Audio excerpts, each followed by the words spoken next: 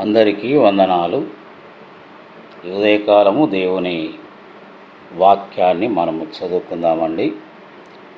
పరిశుద్ధ గ్రంథంలో నుండి హెబ్రీలకు రాసిన పత్రిక 9వ అధ్యాయము 27వ వచనం.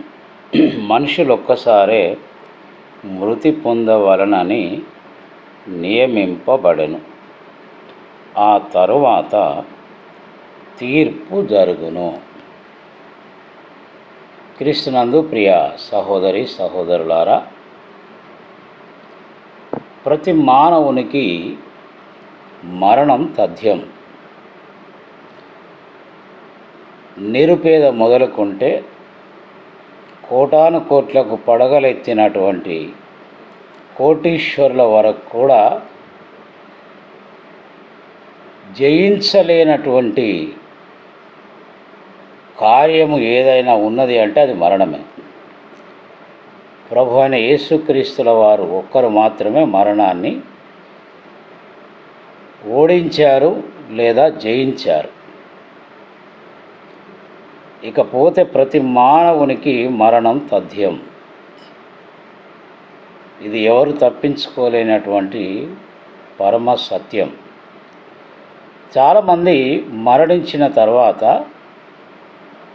వాళ్ళు జంతువులై పుడతారు, లేదా బీదవారైతే ధనవంతులుగా మళ్ళీ జన్మిస్తారు అని రకరకాల అపోహలతోటి జీవిస్తూ ఉన్నారు. కానీ పరిశుద్ధ గ్రంథము వాటన్నిటినీ కొట్టిపారేసి మరణించిన తర్వాత తీర్పు జరుగుతుంది అని చెప్పారు. ఇది సత్యం. అయితే ఆ తీర్పులో నీవు నేను తగిన ప్రతిఫలం మనం పొందుకోవాలంటే పరిశుద్ధ గ్రంథంలో దేవుడు ఎలా జీవించమని ఆజ్ఞాపించినాడో అలా మనము జీవించినప్పుడే మన తీర్పుకు తగినటువంటి ప్రతిఫలాన్ని మనం పొందుకుంటాం. కాబట్టి మన క్రియలు సత్క్రియలుగా ఉండేటట్లుగా మనం జాగ్రత్త పడాలి.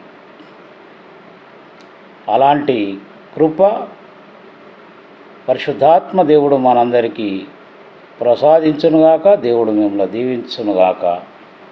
అందరికీ వందనాలు.